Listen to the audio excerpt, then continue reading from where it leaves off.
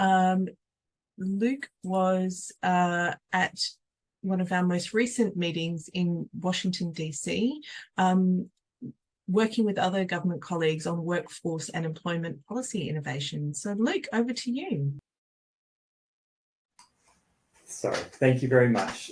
Fantastic to be with you today. I'm joining from Ngunnawal country here in the ACT, and it's great also to hear Jan's reflections on her exchange, and maybe we'll need to connect later. So as Ising said, in May 23, I had the pleasure of joining government officials from the US, UK, New Zealand, Canada, and fellow colleagues from Australia who all have responsibility for disability policy issues to discuss quite a different range of topics.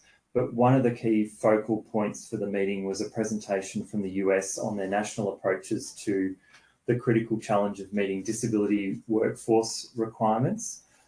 We selected this topic together as a group a few months earlier as something that all countries felt there would be a benefit in talking about, because every country had reflected that they were experiencing challenges in addressing workforce shortages in the delivery of care and supports to people with disability.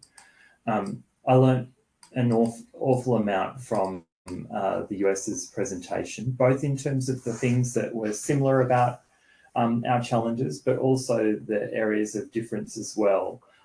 Just to very briefly touch on some of the things that they were discussing, the US faces significant care workforce shortages with about 4.6 million workers now and an additional 1.3 million workers required by 2029, which is more jobs required than any other sector in their economy and exceeds the available working aged adults.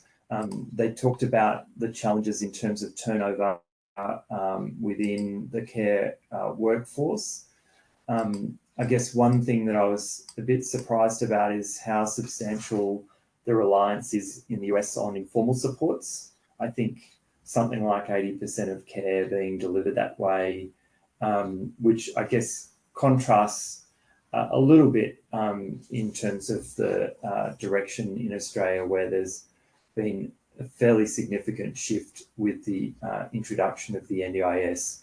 But in the US, formal direct personal care is growing, particularly community-based care following deinstitutionalisation.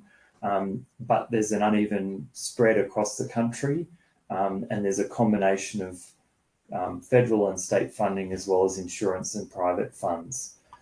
One thing that was interesting was that past efforts to address their care workforce needs have focused on individual programs or sub-segments of the sector, but this time the US government has been taking a more systematic approach to addressing shortages, underpinned by a presidential executive order that directs resources and establishes a whole range of measures. So some of the things that they were focusing on were around how to make childcare and long-term care more accessible and affordable for families, how to improve access to home-based care for veterans, looking at enhanced job quality for long-term care workers, support for family caregivers, boosting job quality for early educators, and engagement with affected communities. They've got a whole strategy that they've developed around supporting family caregivers, which is really interesting, and a very strong focus on these issues across many different agencies within the government system. While we were there, we also had a separate session in the margins around improving disability employment outcomes, and this involved both government officials and non-government officials from the US. And key things that we talked about, similar to the discussion and reflections that Jan had, were around issues around job carving or customised employment, designing jobs around people and their strengths rather than the other way around, and the value and importance of individualised support, and a bit of a discussion around the individualised placement support model specifically. For me, there's huge value in sharing experiences across international borders. It helps officials like me and others joining today to think more broadly about the opportunity to learn from others and to adopt different ideas, but then adapt them to the Australian context. After the event, we've gone back and had discussions within Australia about what we're progressing here and what we can learn from some aspects of what's happening in the US, but also other countries overseas.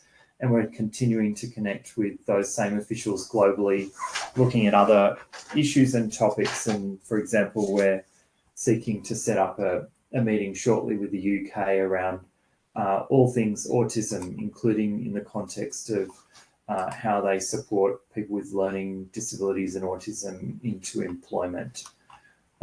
So they're the main things about the exchange. But can I just check how much longer I've got? Because I can talk a bit about Australia, or I can leave that to the breakout session. You can have another minute. Is that enough time, Luke, or do you want to save it?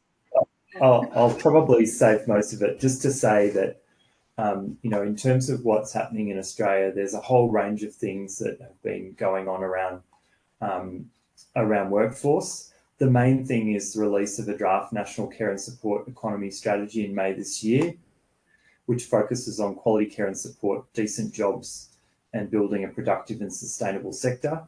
In October this year, Prime Minister and Cabinet published a summary of what was heard, which showed strong support for those three goals, and they're now in the process of updating that to focus on quality jobs in care and support, person-centred care, specific needs of First Nations people, and strengthening systems and responding to diversity of people across communities in Australia.